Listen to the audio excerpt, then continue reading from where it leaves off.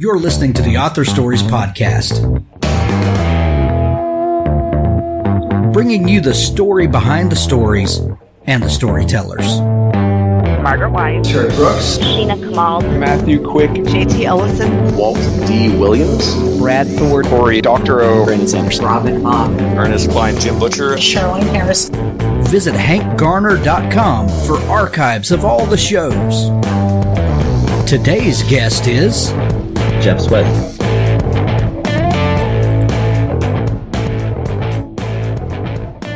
The Renegade Star Series, books 1 through 3 by J.N. Chaney. Jace Hughes is a renegade. That means taking almost any job that comes his way, no matter the situation. So long as he can keep his ship floating, he's free to live the life he wants. But that all changes when he meets Abigail Pryor, a nun looking for safe passage out of the system. Too bad there's something off about the cargo she's carrying. Jace knows he shouldn't ask too many questions, but when odd sounds start coming from inside the large metal box, he can't help but check it out. Big mistake. The Renegade Star box set includes the first 3 books in the series, 900 plus pages, 300 5-star reviews and counting. Find out why people are so intrigued by this thrilling science fiction epic. You won't believe the twists and turns this series takes, or the secrets that get revealed. The Renegade Star Series by J.N. Chaney. Devin Ford, Recon, the Expansion Series Book 1. Hundreds of years in Earth's future sees the United Global Territories striving to colonize the Moon and Mars.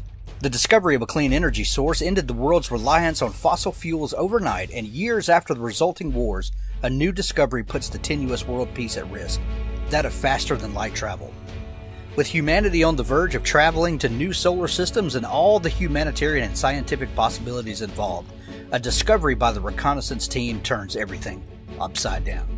Join the small team of the reconnaissance mission who fight friend and foe to complete their mission objectives, no matter where it leads them or what the personal cost. Devin Ford, Recon, the Expansion Series Book 1. Well, thanks for joining me again for the Author Stories Podcast, where I bring you the story behind the stories and the storytellers. Today, I'm super excited to have my new friend Jeff Sweat on the show with me. Jeff has a fantastic new book called Mayfly, and he's doing some really innovative, cool stuff in bringing the book to market and getting people excited about it. So I hope you guys enjoy the conversation today, as I know I'm going to. Welcome to the show, Jeff. Hey, thank you for having me. It's a pleasure to be here. Absolutely. I'm excited to have you. We begin each show with the same question. And that question is, what is your first memory of wanting to be a writer or storyteller? That goes all the way back to 6th grade. And actually a little context. I didn't do well in kindergarten. I was one of 8 kids. I think my parents didn't quite notice whether I could read or not. And I got there and kids were singing the ABC song and I had no idea what it was. And I was also just 4 when I started. So I think it was kind of a little out of my element. And at the end of kindergarten, my parents, strongly considered holding me back because I didn't know how to read. And we went and had me tested, and the guy said, actually, no, he's a pretty smart kid. You should consider it. And my dad came to me and he said, do you want to go to 1st grade? And I guess I don't remember this part very well, but I just started crying. And I said, well, you at least got to give me a chance. And oh man! And he said, okay, buddy, you got it. And they put me in a remedial reading program for the first half of the year.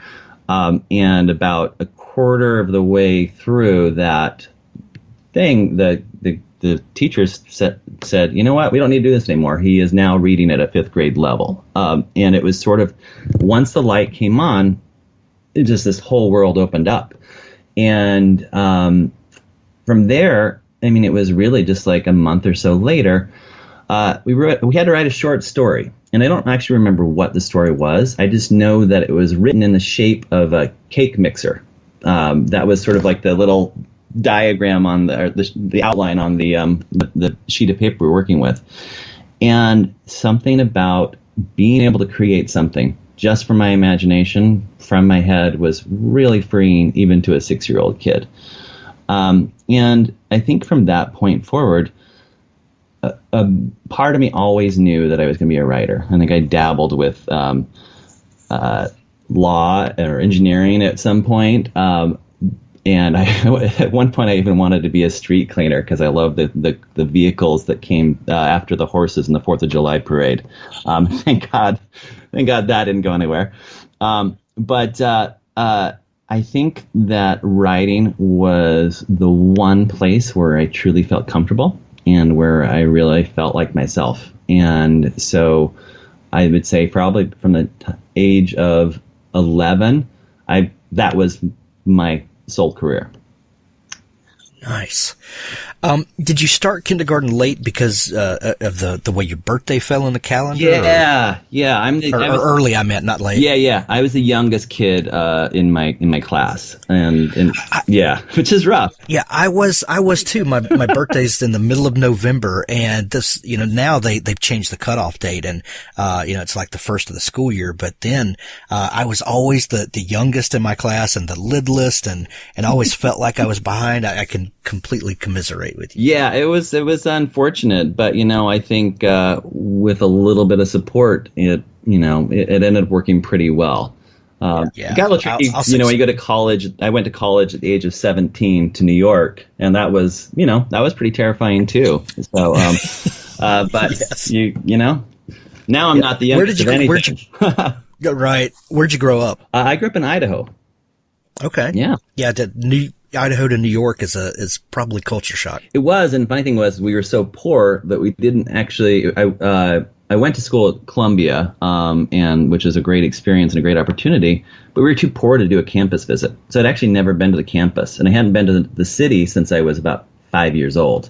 And so, just that experience of showing up in Midtown with like 4 heavy suitcases and my ears clogged because I'd fallen asleep while the plane was descending and they hadn't popped yet.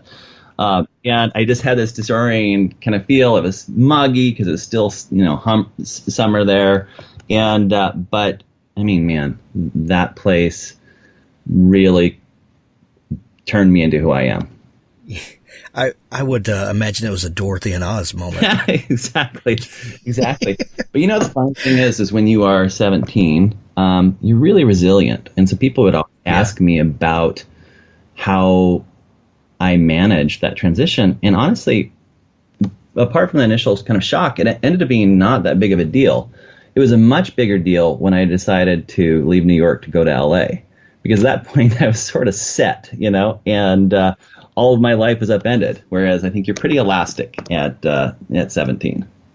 Yeah. Jeff, I love to ask people about where they're from, because sometimes, a lot of times, kind of our upbringing or those moments or places that have great influence on us tend to come out in our writing, maybe affect our creative being, our creative process. You said that New York was kind of transformational for you and was really kind of made you who you are. Do you consider Idaho or New York more of your the place where you matured and the thing that kind of gives you your core values and being? I think Idaho certainly is really essential to my DNA. I think you don't ever really escape the place you grew up, whether you wanted to or not. And I didn't necessarily want to. But I think it's so there are things that I think that are true of almost anywhere in the West, which is a general openness to new experiences, a kind of an adventuring kind of spirit. My ancestors were pioneers. They settled this, valley when there was nothing but rattlesnakes and sagebrush, and I think that kind of sticks with you. And I think the other part that was important was that I grew up Mormon in a family of 8, and was in the community I lived in Idaho was really primarily Mormon people who were descended from the settlers who came to Utah. So that had, as you might imagine, quite an impact on who I was and how I developed. Oh, wow. So as a kid that grew up in a family of 8, probably fairly strict religious upbringing, being in a Mormon community, what did New York do to you? How was the process of getting adjusted there for you? I think going to school, to college, sort of eased that transition because you had, Columbia has a very nice campus. You're sort of tucked enough away from the city that you can kind of, dive in. But I think, it was just sort of things that maybe become obvious to us now, but I had never really been to a restaurant before. We didn't have a lot of money. I'd never really had anything that passed as ethnic food at all, except for maybe some Mexican food. And so I just remember like the first or second night I was there, we walked down the street to Broadway and we went to Amir's Falafel. I had no idea what a falafel was. I couldn't, and I ate it and I thought, I have never tasted anything like this in my life. And I think that was sort of this realization that the entire world is in front of you, and New York is got to be the greatest college town in the world. It's I can't imagine anywhere else that I would have wanted to be during those years. That's awesome.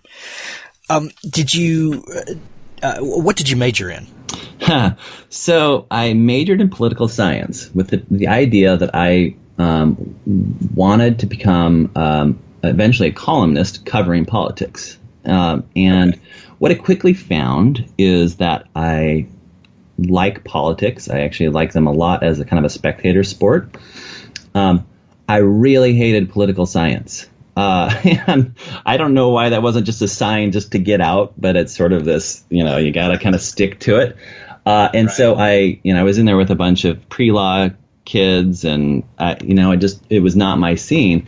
And so I ended up double majoring in English just because I needed like one kind of lifeline in all of this, something that I just truly kind of could come back to and call my own. And I'm glad I did because some of my greatest experiences at Columbia were in the English and literature programs. So what did you, as a kid who kind of knew from the age of 11 that you were going to be a writer of some stripe and some sort, getting the formal education in that, how did that change the views that you had of what a writer is or what a writer does?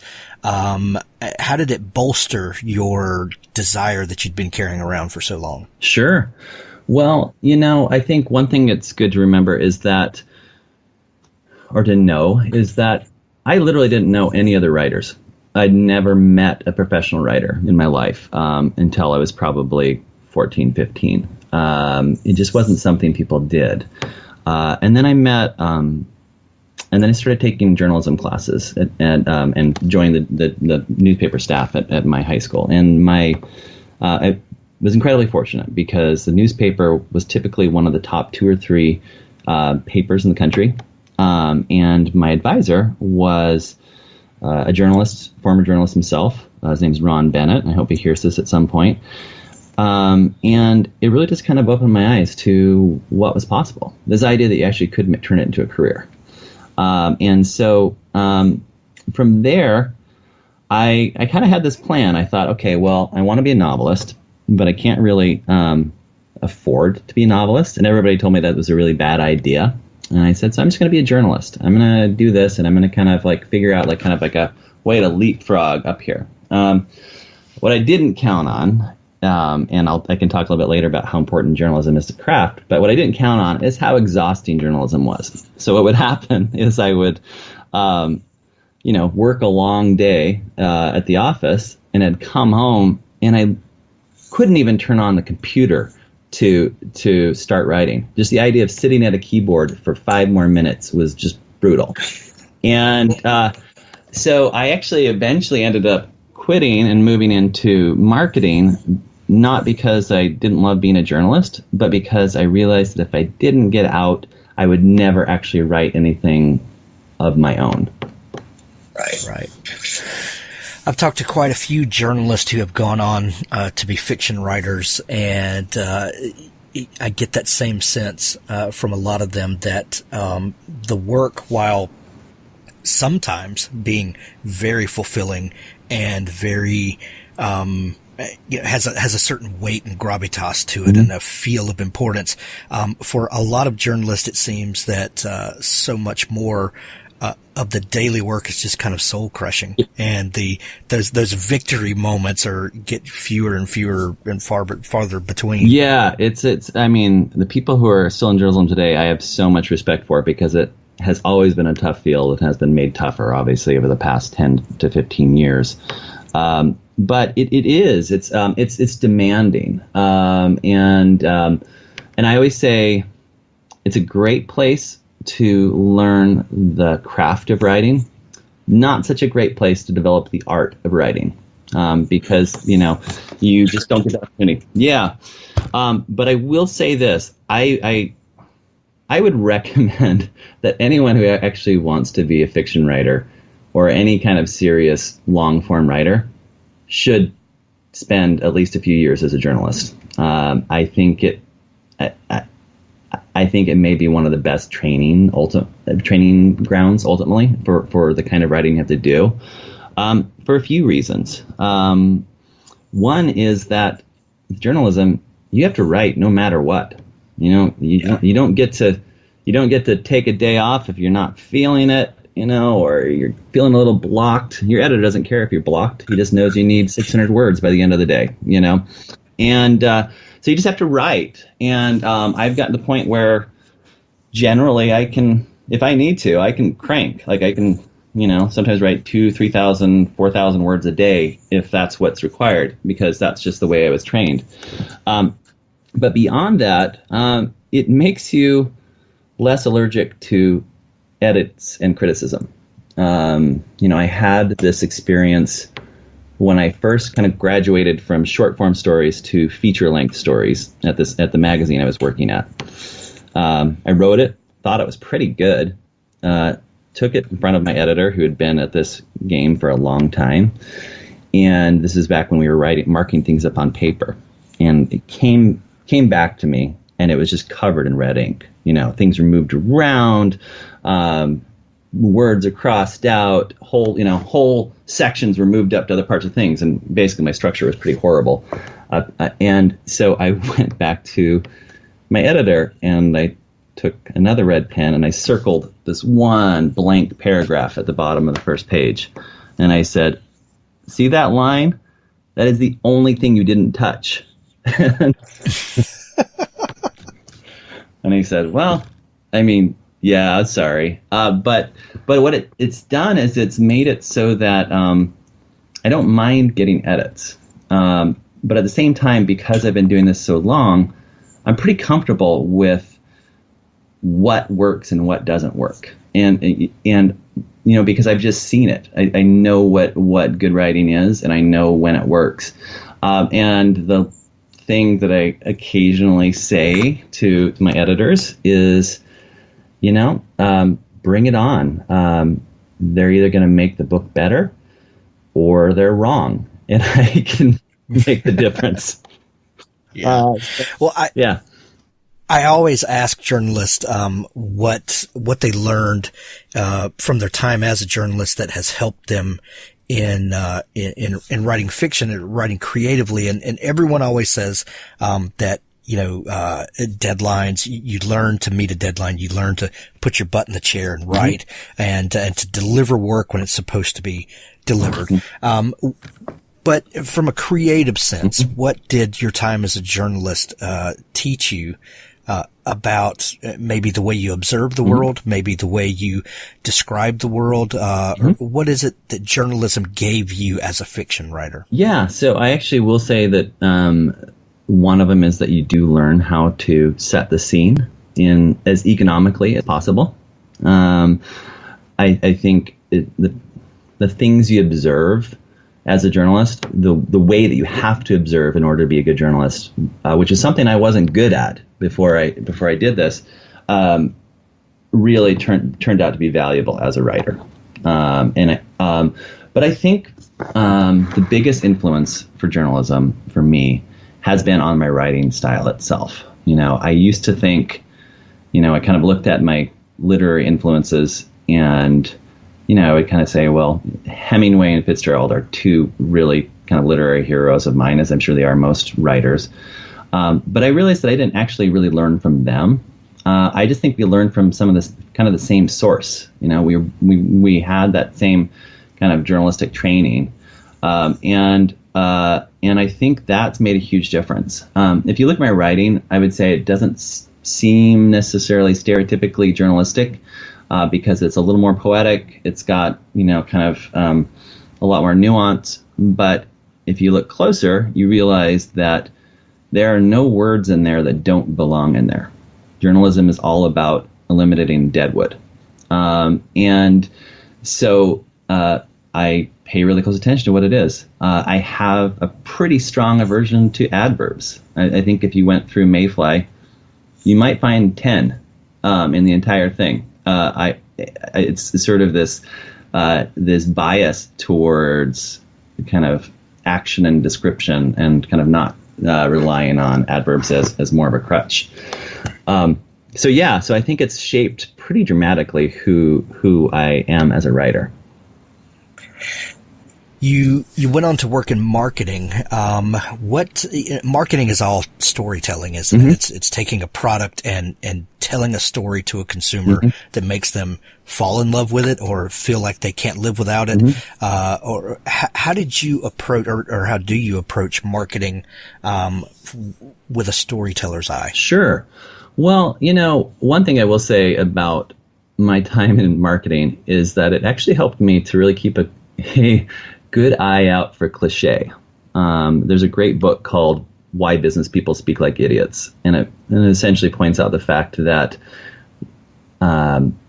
business people don't talk like regular people because they want to appear smart. And so it was a good chance for me to kind of look at how we actually communicate with each other and start looking for the ways we could improve that. And so one thing that kind of led to is that when I write, I'm pretty keenly aware of whether the sentence I'm writing has been written before, in the exact same way. So, you kind of avoid things like, his heart leapt into his, into his throat, or, these things that we always do, because that's just sort of the shorthand for how we describe emotions. And so it's kind of allowed me to take a closer look at those types of moments and decide what's the purest way to tell this that's going to feel fresh and has never been done before. But then in kind of for marketing in general, I think having that storyteller's perspective has been invaluable.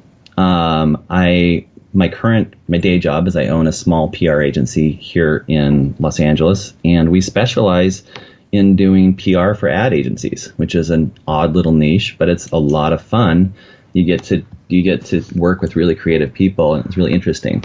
And the thing I tell my clients is, the PR that we do for you is important, but what's far more important is creating the kind of story that you want to tell. And so we actually, I think that kind of falls pretty naturally from who you are. It's not manufactured. You can't create a messaging that doesn't actually reflect who you are. You actually have to kind of create an environment where that story is the right story to tell. That's fascinating that you do public relations for ad agencies. That tells me that almost all storytelling is collaborative in some sense. That we all need input from others, and I guess that also goes along with the not being afraid of editors and allowing other people to take a look at your work and offer input. Yeah, no, I think it's true. I always say this, like, people, I occasionally get asked to do career days, especially in the advertising or PR world, and people ask sort of, how I got to where I was.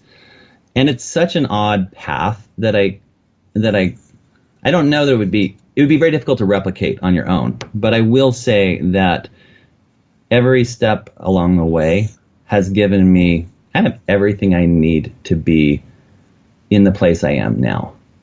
And it's, I am so grateful that I've had not only the journalism experience, but also the marketing and the advertising experience and all these things, brought together. Let's talk about the new book, Mayfly. So you've had this career in journalism and in marketing and public relations, and it seems like all of the that you're living a creative life. And so what brings the desire back to start writing fiction? When did that pop back up? Well, I think it was this realization that although I had been in a creative world, everything I was doing was tangential to what I actually wanted to do. Kind of going back to that original idea of me feeling like I couldn't support myself as a novelist and that I needed to do all of these other things. And so I did them because I thought they were necessary, but I also found myself sort of climbing every ladder that was in front of me as opposed to the one I ultimately wanted. So, if I worked at Yahoo, and when I was there, I wanted to be the best at what I was doing, which was the head of social media. When I moved into ad agencies, I wanted to really kind of be great at PR for those agencies. And I think I had just turned 40, probably, which is, of course, the time when everyone has these sort of decisions. It followed a motorcycle and a tattoo and a brand new job. But I had the idea for Mayfly kicking around in my head for a couple of years, as I've had the idea for other books. And I just realized, man, if you don't write it now, when are you? What would be the impetus? And so I just decided I took a class, a fiction class at UCLA, and not so much to learn new concepts. I wasn't super worried about that, but it was just that I would have a deadline. And I wrote 30 pages in the month and a half of that class, and that was the start of the book. And so I kind of loosely had this idea that I would finish the book in a year. I didn't actually know how long it would take a book to finish. I didn't know if I could finish a book because I actually have ADD pretty bad. So focusing on something for longer than 2 hours is pretty good for me. And so, but I decided to give it a shot. And I kind of went off and on for about a year. I wrote pretty regularly, but it kind of was in fits and starts in terms of how fast the book moved along. And in April, which was a month away from the date that I had started this class, I decided, you know what, I am going to finish. I'm going to finish it in a year. And if I do, I'm going to give myself a trip to Barcelona, which I, by the way, highly recommend bribing yourself in these situations. And so the challenge there is that I thought I had maybe 5,000 words left. I had 25,000 words left to go with really 2 weeks to do it by the time I buckled down and decided to do it. And so, for the last week, I was writing 3,000 plus words a day after coming home from an ad agency, which is obviously not known for friendly hours. And so typically what would happen is I would put the kids to bed. I'd start writing around 10 p.m. and I'd write for 2 or 3 hours to about 1 a.m. every night to kind of crank out those 3,000 words. And the biggest enemy became sleep. I was falling asleep in my chair. It didn't matter how much coffee I had. I was falling asleep. So I switched to a standing desk, just a tall table, and I wrote the last, probably 10,000 words of Mayfly on that table. And I finished at 1 o'clock in the morning, 365 days after I started. And I just remember I had a glass of whiskey in one hand and a cup of coffee in the other. And I thought, this is about right. This is the way I want to end this. And that was pretty remarkable. I think just realizing that you can finish something is shocking, and so rewarding. And I think there's so many writers out there who don't believe that they could finish this. And that's one of the reasons why we never actually start. So it's important. Yeah. That's an incredible story. Thank you. Mayfly, the story. This is a post-apocalyptic story. Mm-hmm. And in an interesting world where life ends at age 17, as someone, as you're envisioning the story, I find it interesting that your world was kind of turned upside down at age 17. Yeah. Going to, off to college and, the culture shock of it all. What was the first idea? Ideas for novelists are everywhere. The trite question, where do you get your ideas from? They're everywhere. But what I find fascinating is which idea floats to the top and sticks for people. Is it usually a character first? Is it a setting? Is it a plot device? Like, at age 17, everyone dies. What's the first thing that kind of starts to gel for you? So I think for me, the starting point was I wanted to write a book that I could be passionate about. And what you find about me is that I'm obsessed with the end of the world. And where other people might have elemental fears like claustrophobia or arachnophobia, my greatest fear literally is the end of the world. And it's partly because I grew up in 80s America, and we thought we were going to get bombed at any time, Yeah, me too. We knew that duck and cover wasn't going to work, but we didn't have an alternative, for it at this point. And then in Mormonism, which I was a part of at the time, has kind of a very strong kind of apocalyptic belief system. And so we would talk pretty clearly, with my friends and I about how the world would end, and it was a real thing, a visceral fear that we wrote about. In fact, the very first fiction contest I ever wrote was with a story about a nuclear war. And so I knew I had to write about the end of the world. The question then became, what's the most interesting way for the world to end? And I had actually seen Children of Men, which have you seen it?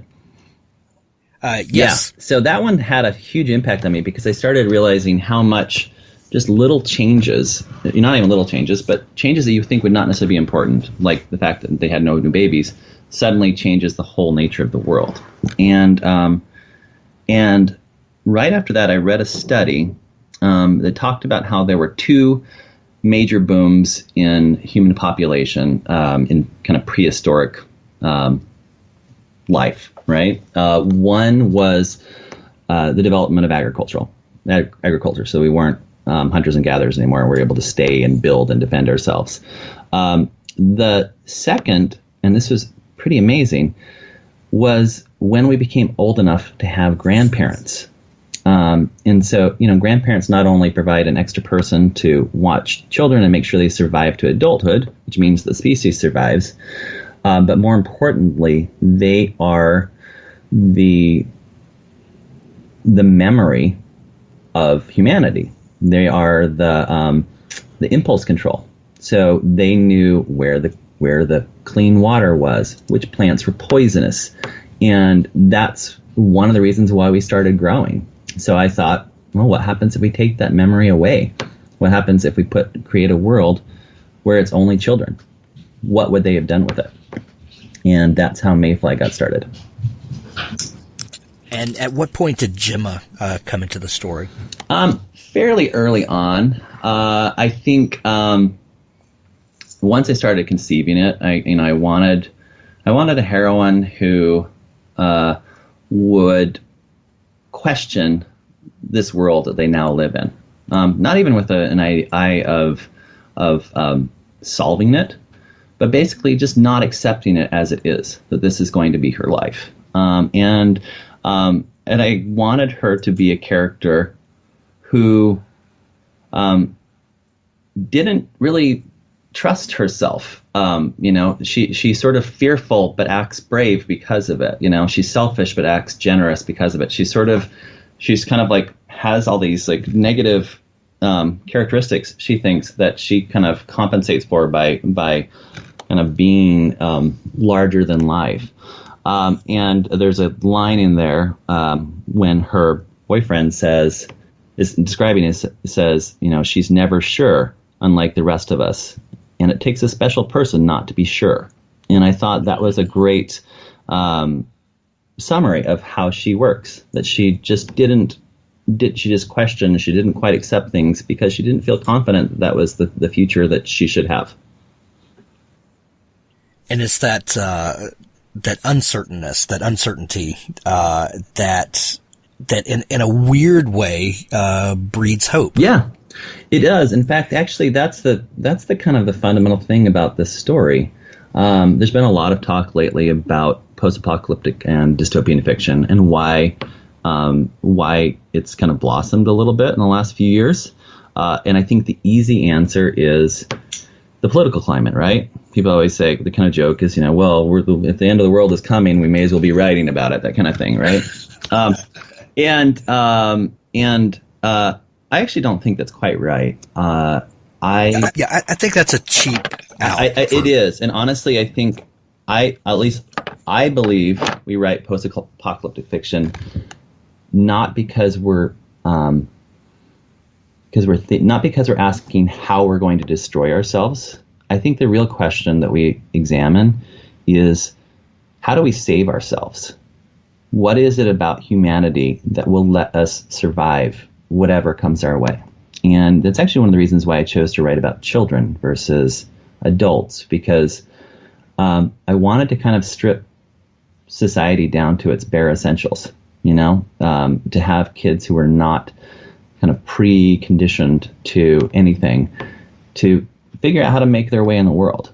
And what you find in the book is they do so kind of haphazardly and clumsily, but sometimes with competency and surprising grace. And that's, for me, why I write, is because of the hope. It's a sort of way it's this way of kind of fending off my fear of the end of the world by acknowledging that the world would be in pretty good hands if something like this happened. And so that's why I did it. I think I was kind of, this is sort of, kind of Lord of the Flies meets Mad Max, and which is sort of two of my favorite things jumbled together. But the difference is that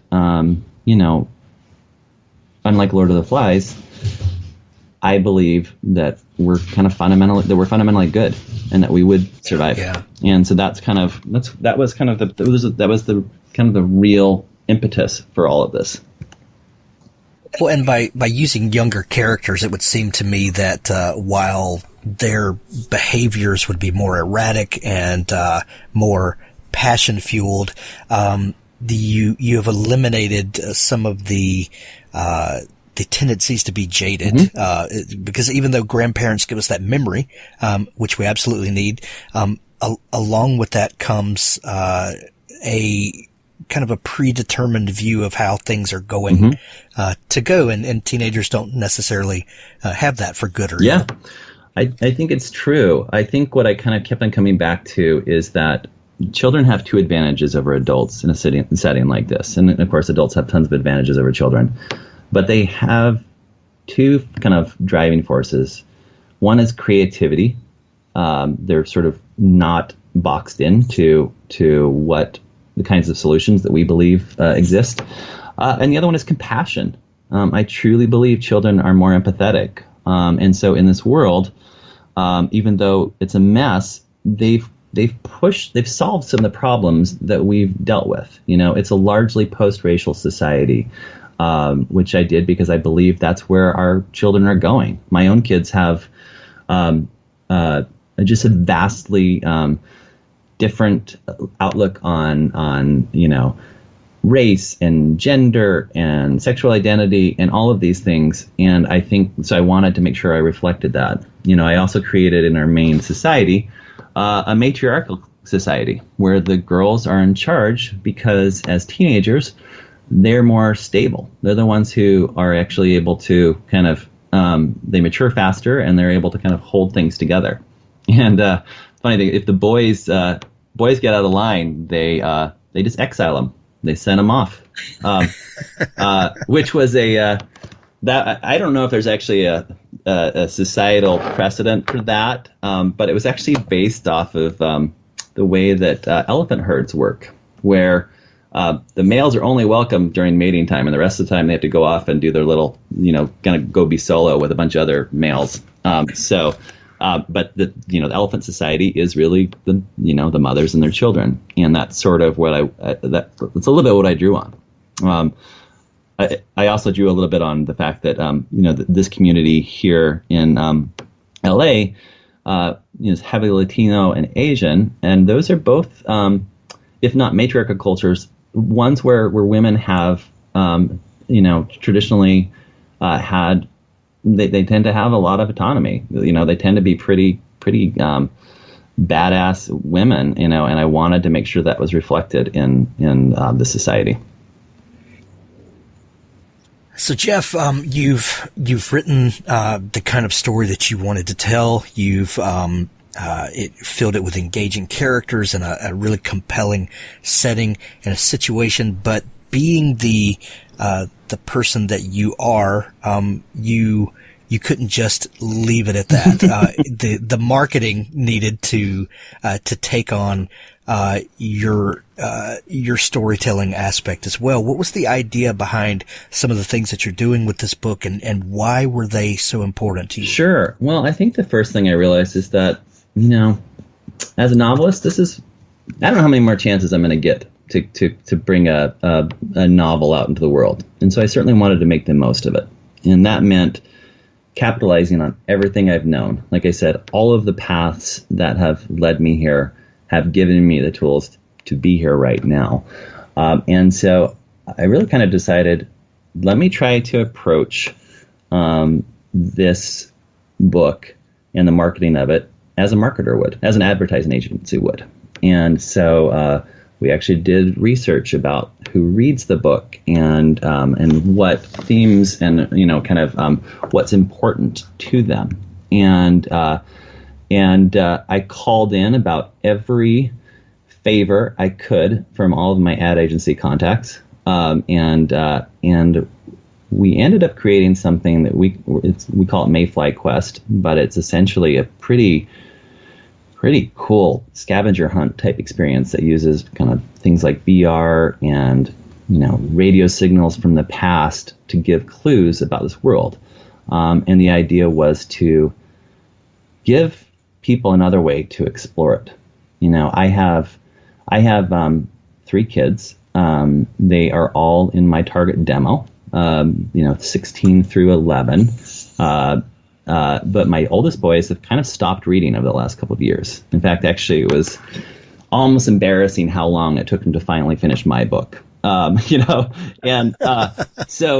it was what I had come to realize is that if we're going to reach kids, we've got to start reaching them in ways that will draw them into worlds that they care about. So what we decided to do with this thing was that it started with this idea of looking at the landscape of the world that these kids live in. So they live in LA 100 years from now, and these landmarks like the Capitol Records building and the observatory are all still there. The Hollywood Bowl, they're also there, but they have very different functions, and to the point where the kids don't know what they used to be. And so they're always kind of trying to decode the world around them. They don't understand it. And so, like, for example, so what we decided to do is we took images of these big landmarks and we, I actually went out myself and shot these 360 VR images on a rented tripod and camera that I really didn't know how to use. And shot them myself. After a few pretty horrible attempts, they turned out okay. And then had a film compositor actually go into these 360 images and apocalypsize them, I guess, to create a world where that looks like the world our characters inhabit. So the Hollywood Bowl, for example, is now a mass graveyard. Like when the adults started dying, it happened so quickly that they couldn't bury them. They just pulled them into the Hollywood Bowl, and so it becomes this taboo place. And then, of course, naturally, one of the first major scenes of the book. And so you actually get to explore it. You get to rotate through. You see the bodies piled up in the aisles, and so you kind of see it the way they do. And that was really important for me, I think, just to kind of bring this to life. And then we started embedding clues into that image. So we figured if we're messing with this, we can add in a code that people can redeem for bonus content, and like deleted scenes, that kind of thing, and new short stories. And so the idea is to kind of it's about a 3-week experience, and it involves the VR stuff. Another one that I love is that they have these radio signals that are supposed to be old emergency broadcast signals from the time of the end of the world, and there you can use this. They all tell little stories, and they all have codes in there that you can then also redeem to kind of get the next clues. So it's a really cool experience. And I think you'd asked about kind of why I thought this is important. And one of them is that book marketing, as it is, tends to be really good at getting books into the hands of people who are likely to be fans, who have identified already as fans of literature. And I was hoping to get in front of people who should be fans but don't know it yet. And that was sort of the fundamental challenge that I set upon myself. And it's so. What are some of the tools that you're using to connect with people in this demographic now? Because you would, if you're targeting people our age, it's going to be very different than teenagers like you and I have. What tools did you find that are having the most impact or have the potential to? So one thing that we tried early on, which I thought was pretty great, is we did a partnership with Giphy.com. I don't know if you know them, but they're the place where you go whenever you search for GIFs. That's what shows up in your Facebook Messenger thing, all that kind of stuff. And I happened to meet the president of Giphy Studios here in LA, and they talked about how they were promoting, using GIFs to promote, musical artists and brands and all sorts of things. And I just said, have you ever worked with an author before? And she said, no, but would like to. And that became a pretty nice little partnership where we created a series of GIFs that were meant to evoke the book of Mayfly, but in a way that nobody really experienced before. This was, I think, the first program they'd ever done for a novel. They'd done maybe one or two other books, but never for a novel, and it ended up getting pretty solid exposure. Some of those GIFs got millions of views. And so I think the awareness from that was something that I would never have been able to get otherwise. And it kind of, again, spoke in a language that I think especially teens are pretty comfortable with. And we talk a lot on the show about that the battle really is not, and I don't know that it ever was really, but is not a battle between authors for readers' attention. Like we're not in competition with each other. What we're in competition with is YouTube and Netflix and Snapchat and Instagram. And so leveraging those things, going to where our potential readers are, is a beautiful extension of storytelling and bringing those people in. I think it's brilliant what you're doing. Cool. And the one thing I was going to say that's kind of specifically targeted to teens, who are actually, so I'm on the board of a local organization here in California called the Children's Literature Council of Southern California, and it's a organization of authors and librarians, which I think is a really cool mix. And one of the goals is just literally to get kids to read. And so one of the things we realized as we were doing this is that we needed to get this in front of kids in places where they're actually likely to encounter books. And we actually wanted to also give teens who libraries have a tough time getting to stick around to have a reason to stick around. And so we created, we're piloting this with a few libraries, both in my hometown in Idaho, but here in LA Central Library, which is particularly cool because one of the big scenes of the book is written in that library. We call it a gatherer's bag. It's the pack that Jemma would have carried around the city to gather supplies, and it's full of little clues. You can scan something and it'll pull up in a Snapchat filter, which will let you decode the book in front of you. It lets you kind of lets them connect directly to those radio signals I talked and some of the VR images. And the idea is let's get it in front of kids and see if it'll engage them in a way that they hasn't done before. That's fantastic. Jeff, I love what you're doing. I love the stories that you're telling. If people are, have their interest peaked at what you're doing, where can they find you online, and where can they go find out more about the Mayfly project and what's going on? Sure. There? So my website is jeffsweatbooks.com. We also have a website which will be active during this Mayfly quest called mayflybook.com, so the book singular.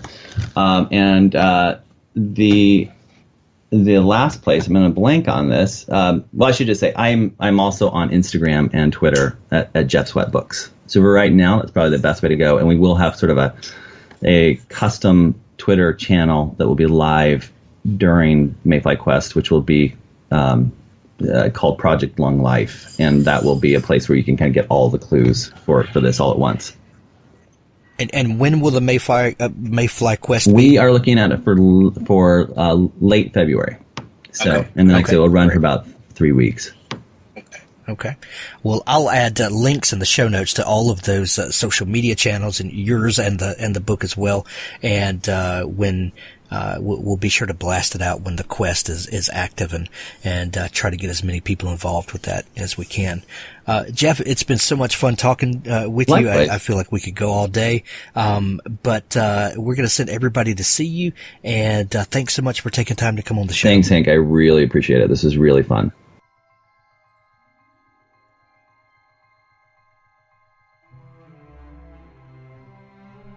Missing Wings by Andrea Lumen. Born with an ability the Villady people of Madar believe make her one of the first to be blessed by God, Katrina's destiny unravels when her father is poisoned and her mother steals her into the human world to hide among those who hate her kind. In a near-fatal attempt to return home, Katrina is stripped of her wings. The poison meant to kill her father leaves him in a degenerative state. When her eldest brother discovers she has survived, he orders her to stay in hiding. She must wait, concealed in the human world, until the danger of their father's uncontrolled rages is contained. Grown and adapted to the human world, Katrina encounters one of her kind. The promise of home and the first love leads her into a situation capable of starting war among the Villady. Will a human upbringing, mistakes, and the loss of her abilities bar her from reclaiming her heritage? Will unraveling the mystery of her mother's betrayal lead her family into an even greater danger? Missing Wings by Andrea Lumen. The Locust, books 1 to 3 by Ralph Kern. The Complete Locust series, an epic tale of mystery, survival, exploration, intrigue, and war. The cruise ship MS Atlantica is lost. On these strange and uncharted seas where even the compass shows the sun rising to the west, Atlantica's passengers and crew must do what it takes to survive. In Unfathomed, Atlantica arrives in a strange new world. Unable to locate land and with no way to contact home, they must find new allies, fend off relentless enemies, and discover the horrifying truth behind the Locusts. The future of humanity will be decided as the fleet confronts the architect of the Locust. Not everyone will survive the desperate final battle. The Locust box set contains all 3 action-packed novels in this best-selling science fiction thriller series, Unfathomed, Expedition, and Osiris. Acclaimed for great characters, thrilling action, technical accuracy, and a compelling sense of mystery. Buy it today. The Complete Locust series by Ralph Kern. Thanks for listening to the Author Stories podcast. For more great author interviews like this one, go to hankgarner.com and dig through the archives. There's something there I know you'll love. Now stay tuned for a special audio clip from Richard Gleaves' The Jason Crane series. The ancient building wore the severe cassock colors of a Puritan minister, a uniform monochrome of slate-gray shingles and soot-gray clapboards, its shadowed upper windows cross-hatched like the facets of a spider's eye. The second story protruded beyond the first and bore the house's only ornament, 2 gray teardrops of wood, weeping from each corner of the building's stiff upper lip. The place would have looked sinister and foreboding in its shadowed alley if not for the die-cut silhouette of a dancing sheep, jaunty above the door, and the 2 front bay windows that blazed with colorful, welcoming light. The windows were hung with orbs of colored glass on staggered lengths of ribbon. Each orb glowed with autumnal reds and delicate greens, burgundy tints and pumpkin hues, dappled raspberry and clover lime, streaked with light and weightless as bubbles over a cauldron. The shelves below offered crystal skulls and silver daggers and horny devils, Celtic chalices and woven dream catchers in dreamcoat hues. A primitive broom leaned in a corner, ready for flight, and a rhapsodic nude in bronze clutched her goat-legged lover beneath a jackal bust of Anubis. The interior of the shop was even witchier. Above a crude and sooty fireplace, a stack of brick barely holding the shape of a chimney pushed through the barn-high roof, threading ancient beams that crisscrossed overhead. Brooms and kettles and Christmas lights dangled from these, alongside Halloween costumes and Chinese umbrellas, pointy hats and bundles of herbs. Jason wandered deeper into the shop. His fingers trailed across strange bronze statuary and Aztec masks of turquoise and lapis lazuli. He rolled his eyes at the luck candles and money charms, but goggled indecently at a nude and anatomically correct silver nymph with long golden hair that reminded him of Kate. "See anything you like?" Jason jumped, turned, and jumped again. The woman standing before him was the living embodiment of every hippy-dippy counterculture type he'd ever seen. Her hair was green, her face pale and round, her doughy body wrapped in some elaborately woven ethnic garb. Her eyebrows were black and pierced in little rows, and her eyes were heavily circled with midnight blue, as if she'd been sucker-punched by an oil slick. She tapped the glass over the nymph. "Admiring the goddess, I see." She'd practically caught him with porn. "You want to hold her? She won't break. Here." The woman flipped open a glass door and handed Jason the naked figure. "See how heavy she is? You could bang her against the wall all day and barely make a dent." She waggled her eyebrows, obviously enjoying his discomfort. He checked the price tag. $700? "The goddess is a symbol of love and fertility. Don't be ashamed of desiring her." The woman's long green fingernails plucked a long black cigarette from a long red case, and she lit it.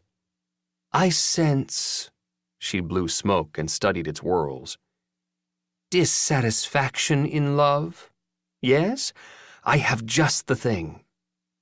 She pulled Jason into a side room where the smell of her clove smoke gave way to the skunky aromas of potpourri sachets, tea leaves, and hanging clutches of twiggy flowers. She searched, found a little bundle, and pressed it into his hand. This will make you irresistible. Rub it on your nethers twice a day, and love shall surely find you." Jason made a face. The bundle smelled like cow manure. He didn't even want that on his hands.